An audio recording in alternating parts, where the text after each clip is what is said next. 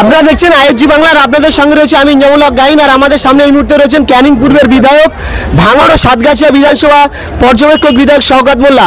এবার স্যার, আপনার নামে ভাঙড়ের আইএসএফ নেতা ওহিদুল ইসলাম বলছেন আপনার জন্ম পরিচয় নিয়ে কটূক্তি করেছেন, কি বলবেন? এদের কথা কোনো গুরুত্ব দিই না। তুই কত বড় সার সে আমরা জানি, আর তুই হলি জারক সন্তান, জাতির কলঙ্ক। এই বিগত দিন যেটা করে আসছিস আমরা দেখছি, তুই হিন্দু ভাইদেরকেও ঠকাচ্ছিস, মুসলমান ভাইদেরকেও ঠকাচ্ছিস। তোর কাজ হলো এটা, তুই ক্ষমতার পাওয়ার জন্য তোর পাতলাতে মাটি চলে যাচ্ছে, সে কথাটা কেটা বলবে? পুরো পরিষ্কার হয়ে যাচ্ছে। ওই বলেছে না, তোহা সিদ্দিক আগে একটা আমার শাহজাহানকে সামলাক, তারপরে আব্বাস নওশাদকে সামলাবে। আমি এটা বলে দিচ্ছি। আই লাভ মোহাম্মদের পোস্টার ছেড়া নিয়ে বিভিন্ন জায়গায় এই মুহূর্তে একটা শোরগোল চলছে, কি বলবেন?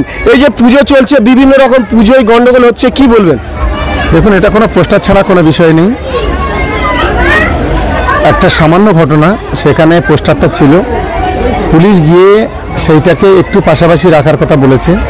এখানে কোনো সরানোর কথা বলেনি বা কিছু বলেনি। এইটা আইএসএফের সমাজবিরোধীরা তারা এটাকে উস্কানি দিয়ে এটা একটা সাম্প্রদায়িক ইস্যু তৈরি করার চেষ্টা করেছিল। প্রশাসন এবং সেখানে যারা হিন্দু মুসলমান যারা ছিল সবাই এক জায়গায় বসে এটা সুস্থ সমাধান করেছে।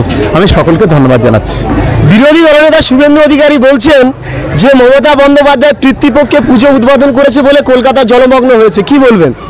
তো নরেন্দ্র মোদী 1 বছর আগে যেখানে এপ্রিল মে মাসে রাম জন্মভূমির উদ্বোধন করার কথা ছিল, সেখানে 6 মাস আগে 9 মাস আগে কেন সেখানে করলো? আসলে এসব গাঁজাখুরির কথাবার্তা। যারা গাঁজা খায় তারা এই ধরনের কথাবার্তা বলে। ও একটা গাঁজাখোর। মুখ্যমন্ত্রী 1,10,00,000 টাকা যে পুজো অধিদান, সেটা শুধুমাত্র তার দাঁত কেলানো ছবি দেওয়ার জন্য এই টাকাটা দিয়েছে, কি বলবেন? শোনো, মমতা বন্দ্যোপাধ্যায় আজকে যেভাবে বাংলার দুর্গাপূজার পাশে আছে, যেভাবে আর্থিক সাহায্য করছে, এটা সারা পৃথিবীতে সারা ভারতবর্ষে কেউ করে না। আর দ্বিতীয়ত, এই দুর্গাপূজার যখন টাকা দেয় মমতা বন্দ্যোপাধ্যায়, তখন এরা হাইকোর্ট সুপ্রিম কোর্টে সেই টাকা বন্ধ করার কথা বলে। ফলে এইসব যারা বাঁদরানি করে, এই মাদকদের কোনো মূল্য আছে বলে আমি মনে করি না। ধন্যবাদ।